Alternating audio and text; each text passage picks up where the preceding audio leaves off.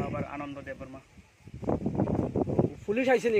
খবর দেওয়ার পর সঙ্গে সঙ্গে আইসে, তারা এসে এখন তারা কাজ করতেছে। এই বিষয়ে আপনারা কি বলবেন, মানে কেন দিতে পারে? কি করে এটা তারাই বুঝবো, এখন কিছু কইতে পারতেছে না কেমন এসে।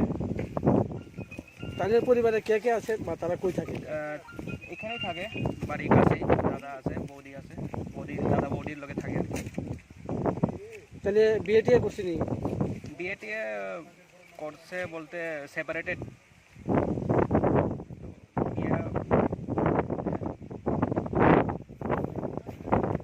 মানে হয়েছে কিন্তু সেপারেটেড। খবর আসে যে দেবাশিস দেববর্মা নামে একজনের মৃতদেহ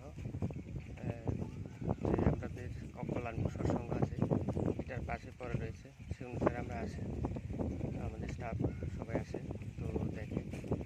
তো প্রাথমিক তদন্তে যেটা জানতে পেরেছি সেটাকে প্রায় মধ্যবর্তী অবস্থা থাকবে।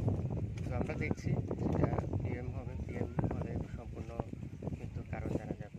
আপাতত আমরা সব কিছু আমাদের যা যা প্রসিডিউর আমরা করছি।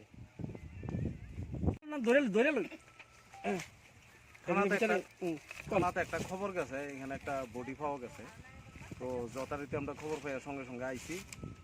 আইয়া দেখলাম দেবাশিস দেববর্মা 45 বয়স হইব, এইখানে ক্ষেতের মধ্যে পড়ে রয়েছে। তো আমরা সব কিছু খবরাখবর লইয়া দেখতেছি এবং সুরতাল রিপোর্ট বানাইতেছি। যতদূর গ্রামবাসীর থেকে খবর পাওয়া গেছে অতিরিক্ত মদ্যপান করতো প্রায় সময়, হয়তো বা এর থেকেই হইতে পারে।